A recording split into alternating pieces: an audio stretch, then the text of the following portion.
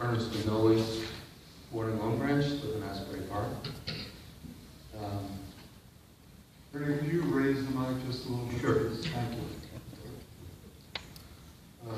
you. Normally I just like to make a presentation, but tonight I'm going to actually implore the council and help of the group before me. There is a city employee who has embarked for the last probably few years, but most tragically and perniciously the last few weeks, months, yesterday, today, with what is summarized in 4 police reports to the Long Branch Police. It names a city official, a fireman, in other capacities in the city that is perpetrating this. I guess we're all aware in today's world that when you perpetrate things on Facebook public, it's available to between 2 and 3 billion people. There have been threats against my family, myself, my integrity, my health, my well-being, my finances, my work, etc., etc.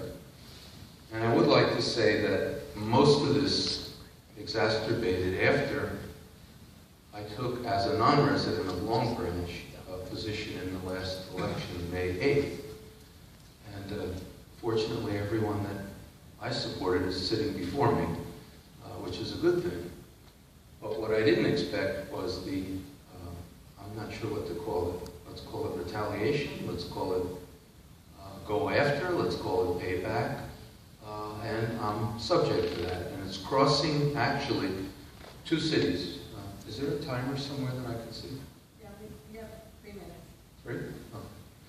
Oh. It's crossing the only 2 cities in Monmouth County, Asbury Park and Long Branch. I live in Asbury Park. I was born here. I have a lot of involvement in both cities, family and other. So there's been a horrible cascade since the election. I am not a Facebook friend with anyone here. I'm not a Facebook friend with anyone. I just basically like to do news stories. I like to get involved in politics. I like to get involved in civic matters, and I'm most interested in school matters and children, etc., and public safety.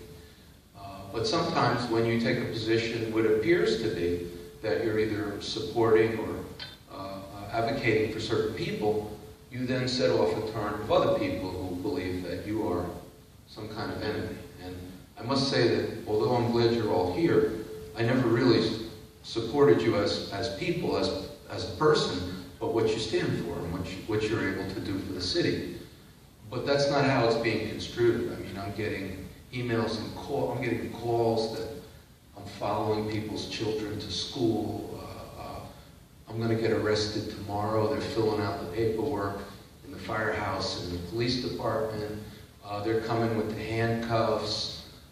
They're going to publish some list that they claim they have of medications and things. Of course, 0 facts, but horribly harassing and crossing over into criminal. And I have copied the city attorney. Now, I'm not sure. I'm asking your counsel, because we're all citizens of Monmouth County in New Jersey. So far, I'm receiving. Facebook isn't shutting it down, which I think they should. But I consulted with an attorney who said if Facebook's not shutting it down, then it's like ongoing. It's part of the 2C clause of ongoing and continuous harassing and even in criminal aspects. But what I'm imploring here and why I'm here is because you do realize when someone is using city equipment, city telephones, city servers, at longbranch.org, email addresses, etc., making references, wearing city emblems, firemen or police, and they're making these hard statements.